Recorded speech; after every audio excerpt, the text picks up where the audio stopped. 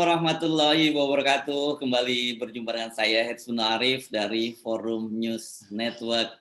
Kemarin hari Senin ada satu peristiwa yang menarik, yakni tengah-tengah isu pergantian Panglima TNI ya, Mensesnek Pak Pratikno itu berkunjung ke Mabes TNI Angkatan Darat bertemu dengan Kepala Staf TNI Angkatan Darat Jenderal TNI Andika. Walaupun mengakunya bahwa melihat renovasi dari gedung Mabesat, saya kira orang tidak bisa melepaskan dari adanya sinyal-sinyal politik berkaitan dengan rencana reshuffle kabinet dan juga pergantian Panglima TNI. Saya akan kembali mengajak Anda untuk ngobrol dengan pengamat komunikasi politik dan juga yang sebenarnya lebih pasnya pengamat militernya. Bung Slamet Ginting. Bung Slamet Ginting, Assalamualaikum. Waalaikumsalam warahmatullahi wabarakatuh. Ya, Anda percaya kalau Pak Pratikno, Pak Mensesnek Pratikno itu cuma mau lihat renovasi karena tertarik dengan bangunan gedung-gedung di Mabes TNI Angkatan Darat? Ya, begini Bung Hersu. Saya amati dari sisi komunikasi ya. Tentang figur sang presiden, Presiden Joko Widodo. Itu kalau yang belajar ilmu komunikasi pasti ingat tentang teori interaksi simbolik ya. Teori yang memiliki asumsi bahwa manusia membentuk makna melalui proses komunikasi. Jadi teori interaksi simbolik ini fokus pada pentingnya konsep diri dan persepsi yang dimiliki individu berdasarkan interaksi dengan individu yang lain. Jadi ada interaksi antara individu utusan istana dengan yang dikunjungi. Nah, jadi kalau menurut Herbert Blumer itu ada 3 asumsi dari teori kedatangan Mensesnek ini ke Mabesat. Pertama, berdasarkan makna yang diberikan orang lain kepada mereka. Artinya Presiden Jokowi ini memang senang menggunakan simbol-simbol. Jadi ini utusan dari istana yang punya pesan penting dari istana. Nah, pesan penting ini tentu harus kita maknai lagi, tidak berdiri sendiri. Kemarin waktu Hari TNI 5 Oktober itu, Presiden Jokowi sempat mengatakan begini, ya sudah Ibu bisa jalan-jalan, yang sopiri adalah Pak Andika Perkasa. Nah, padahal di situ kendaraan ya, ya betul, ketika melihat parade atau defile kendaraan tempur yang dipajang di Hari TNI itu.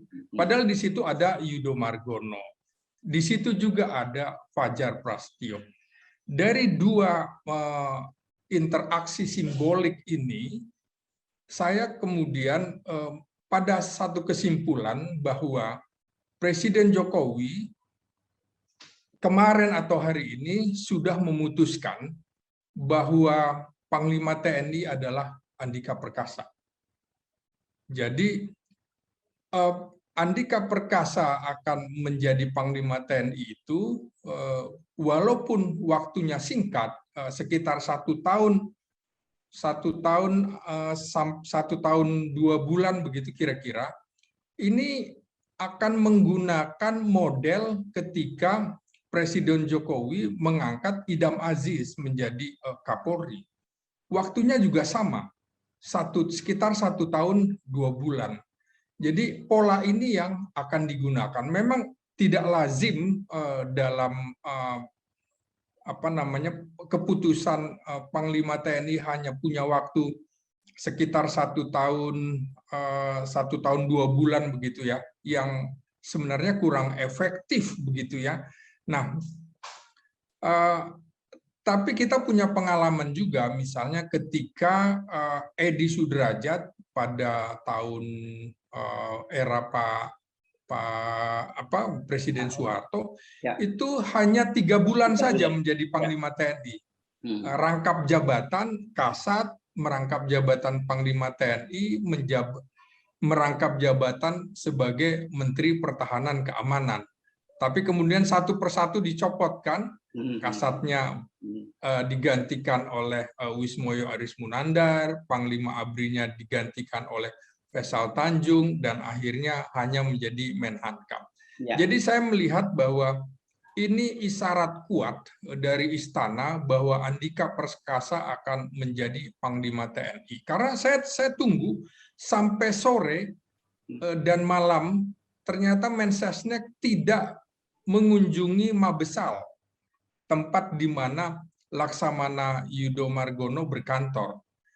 Jadi seperti pernah saya tulis pada Juli 2021 lalu, kemungkinan pola win-win solution akan dipakai dalam pengertian setelah Andika Perkasa menjadi Panglima TNI, maka kemudian akan digantikan oleh Yudo Margono menjadi Panglima TNI berikutnya. Jadi ini adalah win-win solution. Kemarin saya sempat kemukakan, Bung Hersu, bahwa setidaknya Presiden Jokowi akan menanyakan kepada 4 orang pembantu utamanya dalam tanda petik untuk menanyakan atau mencari figur yang pas untuk menjadi Panglima TNI. Pertama tentu saja adalah Ketua Umum Partai Demokrasi Indonesia Perjuangan Megawati Soekarno, partai di mana Jokowi berada, dan ini partai pemenang pemilu 2014 dan 2019. Gimana pun juga tidak bisa dinafikan Jokowi akan minta pendapat dari Megawati. Pertama, kira-kira Megawati akan memilih siapa? Saya melihat bahwa Megawati cenderung akan memilih Andika daripada Yudo Margono, karena ada interaksi politik barangkali sudah lebih dekat, komunikasinya juga sudah lebih bagus, pendekatannya juga begitu. Lalu yang kedua, Menteri Pertahanan Prabowo Subianto. Prabowo Subianto ini karena background-nya juga Angkatan Darat, maka kecenderungannya juga mungkin akan lebih ke Andika Perkasa daripada ke Yudo Margono. Yang ketiga yang kemudian diminta pendapat adalah Luhut Binsar Panjaitan, menteri paling kuat pengaruhnya dan kebetulan militer juga, jenderal dari Angkatan Darat. Jadi kemungkinan Luhut Binsar Panjaitan juga cenderung ke Andika Perkasa. Lalu satu lagi One Team Press, Dewan Pertimbangan Presiden, ada Jenderal Wiranto. Kebetulan Angkatan Darat semua juga. Maka kecenderungan itu juga adanya ke Andika Perkasa.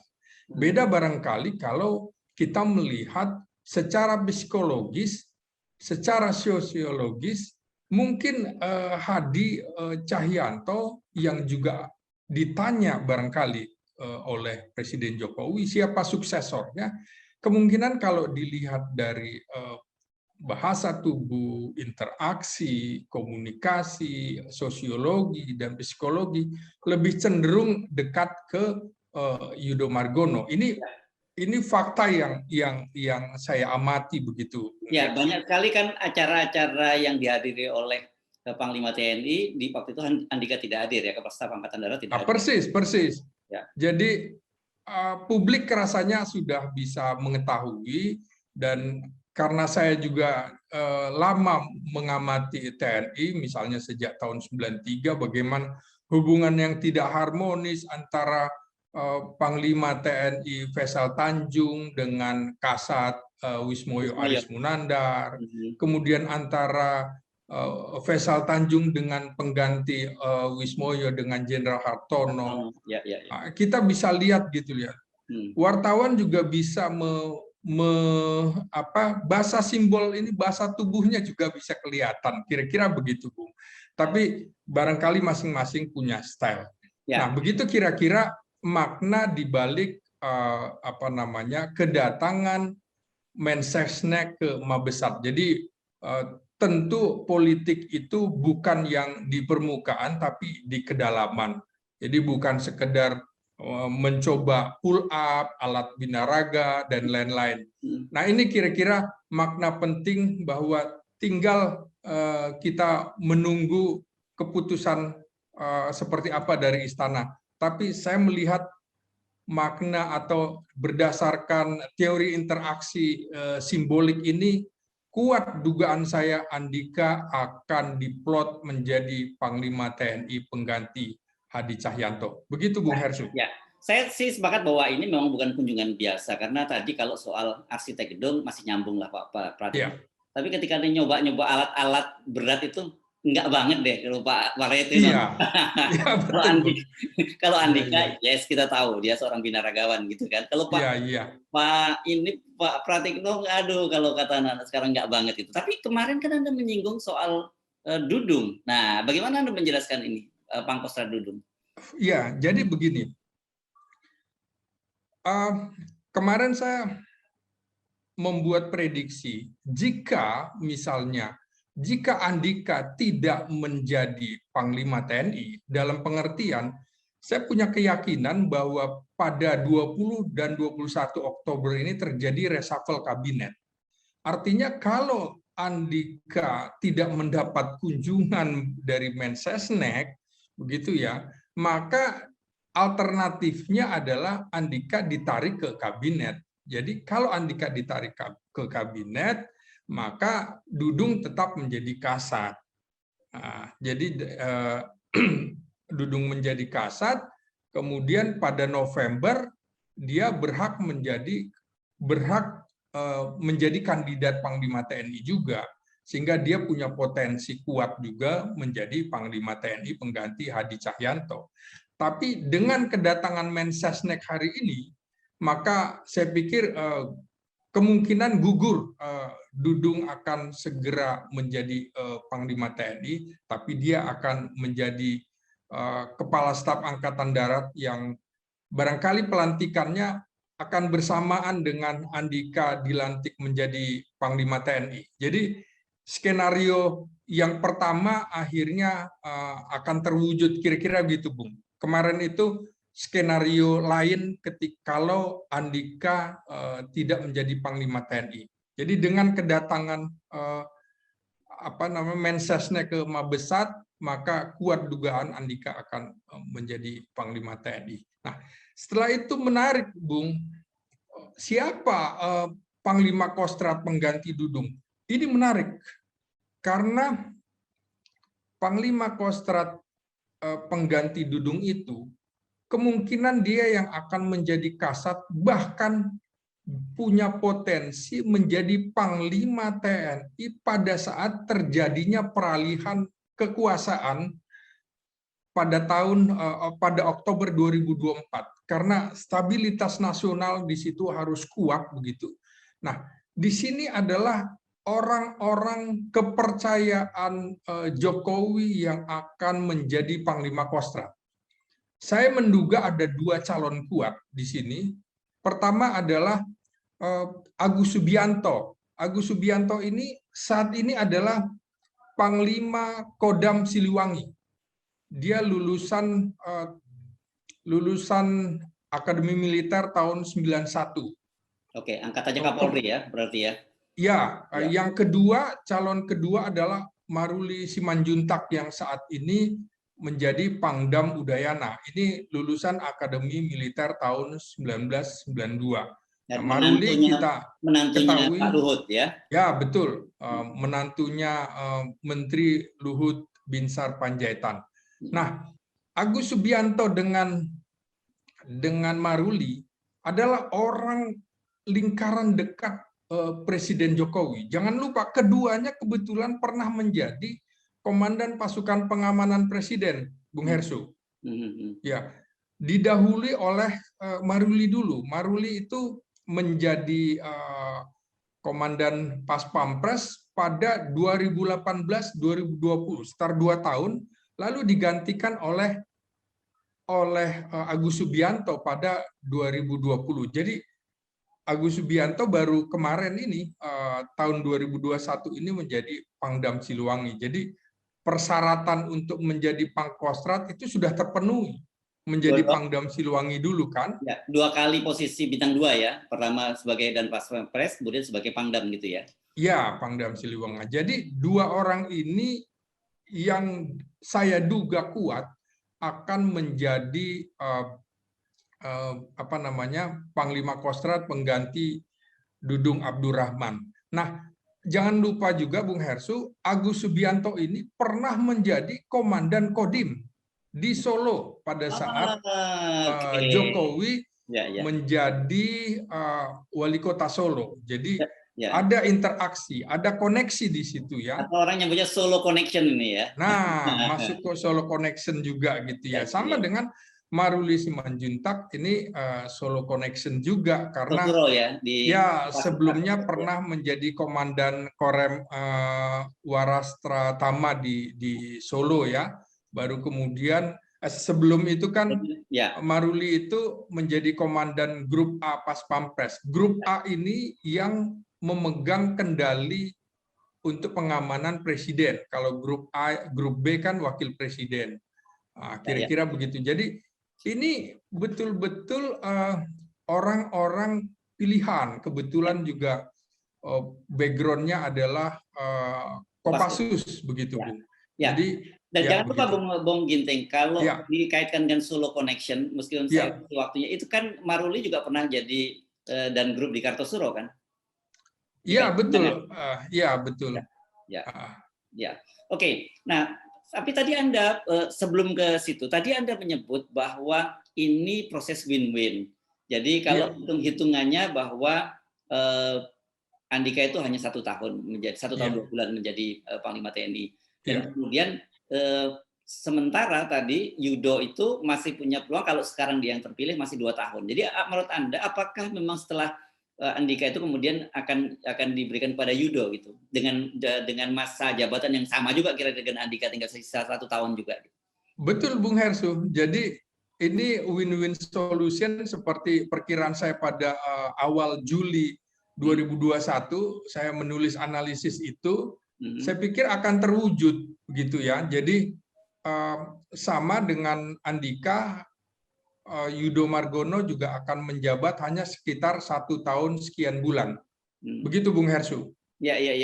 Nah, kompromi ini itu lebih mencerminkan bahwa Pak Jokowi dalam hal ini memang tidak bisa menentukan sendiri sehingga terpaksa melakukan kompromi, atau memang sebenarnya ini juga privilege dari preferensi dari Pak Jokowi untuk melakukan hal semacam ini? Ya tentu walaupun dia sebagai presiden, apapun pasti meminta nasihat kira-kira begitu ya, minta petunjuk begitu ya. Tapi seperti dugaan-dugaan sebelumnya ketika misalnya Listio Sigit Prabowo akan menjadi Kapolri atau tidak, apakah kemudian Tito Karnavian akan menjadi Kapolri atau tidak, ternyata akhirnya menjadi kenyataan semua. Sama dengan ini, Andika juga akan mulus menjadi Panglima TNI, dan kemungkinan berikutnya juga misalnya bagaimana Maruli atau Agus Subianto akan menjadi Prince Crown TNI berikutnya. Ini barangkali hanya Jokowi yang tahu, karena setelah bintang 3 mau bintang 4, tarik-menariknya tentu akan kencang sekali. Dan satu hal lagi juga, Bung, ini akan jadi paket menurut saya, Kasat, Pangkostrat, dan Panglima Kodam Jaya. Nah, ini nggak main-main nih. Siapa yang kemudian akan menjadi Pangdam Jaya, karena Mulyo Aji juga itu satu angkatan dengan Andika Perkasa, Bu. 87 ya? Iya, 87. Usianya nggak akan lama lagi menjadi usia pensiunnya tidak akan lama lagi. Jadi saya pikir Mulyo Aji juga akan mendapatkan promosi menjadi bintang 3. Mulyo Aji ini pernah menjadi Danrem di Solo, ya, Bung. Itu ya? Iya, jadi betul-betul Jokowi membutuhkan lingkaran dekatnya untuk menopang kekuasaannya agar lebih aman, terutama dari kalangan militer. Nah, saya perkirakan Mulyo Aji akan diganti oleh orang yang kuat juga barangkali. Nah, Mulyo Aji kemana? Banyak sebenarnya sekarang posisi bintang 3 yang sebentar lagi akan dilepas oleh pejabatnya karena masa pensiun. Misalnya ya, Tri Suwandono di Ses Menko Polhukam sebentar lagi pensiun. Jadi ada kemungkinan Mulyo Aji juga akan diplot ke sana untuk menjadi bintang 3 sebagai penghargaan, sebagai kehormatan dia. Ini prediksi saya yang nanti barangkali tinggal kita buktikan benar atau tidak prediksinya, karena memang Jokowi itu tidak pernah mengabaikan orang-orang yang pernah bekerja bersama dia. Oke. Nah, satu hal lagi saya kira penting kita catat tadi karena ada yang menyebut nama Maruli Simanjuntak ya. Ya. Ini kan kalau kita ngomong preferensi agama gitu ya.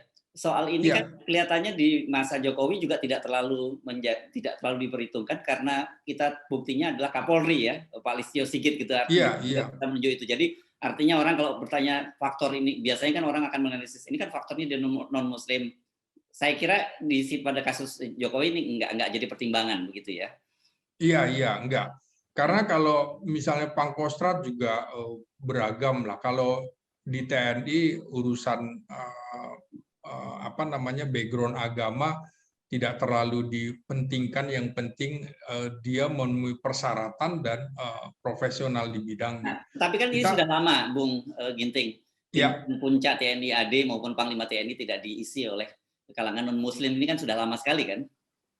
Iya, betul. Ya, tapi misalnya Panglima Kostrat juga pernah misalnya oleh Mayor Jenderal Leolo Pulisa segala macam.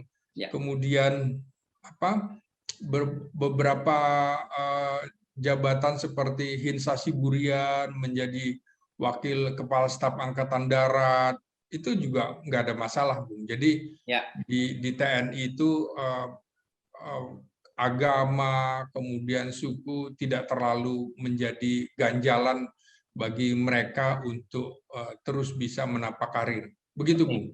Nah, saya kembali, ini menarik kalau dengan skenario tadi bahwa Anda win-win, jadi setelah Andika kemungkinan Yudo akan dipasang juga dengan waktu yang sama-sama singkat. Secara teoritis dari sisi perhitungan pensiun, peluang Dudung, Letnan Jenderal TNI Dudung untuk jadi Panglima TNI tertutup dong kalau skenario-nya berjalan seperti yang Anda perkirakan tadi. Ya, itu kan skenario yang di militer atau di politik kan ada skenario A, B, C begitu ya. Ya. Kemarin itu ketika kemungkinan Dudung menjadi Panglima TNI itu kan skenario C yang barangkali bisa diplot begitu. Nah, dengan posisi yang mulus seperti ini, saya kira pengganti Andika nanti tidak mungkin lagi dari Angkatan Darat karena masih terlalu dekat lah ya kemarin dari Gatot, dan rasanya juga tipis kemungkinan dari Andika ke Angkatan Darat lagi karena Angkatan Laut sudah hilang kesempatan sampai 2 kali nanti. Seperti itu tidak bagus juga untuk soliditas TNI. Jadi saya masih punya keyakinan bahwa Yudo Margono akan menjadi Panglima TNI berikutnya setelah Andika Perkasa pensiun. Tapi saya tidak tahu apakah Perpres nomor 66 tahun 2019 itu akan difungsikan di mana akan ada posisi Wakil Panglima TNI.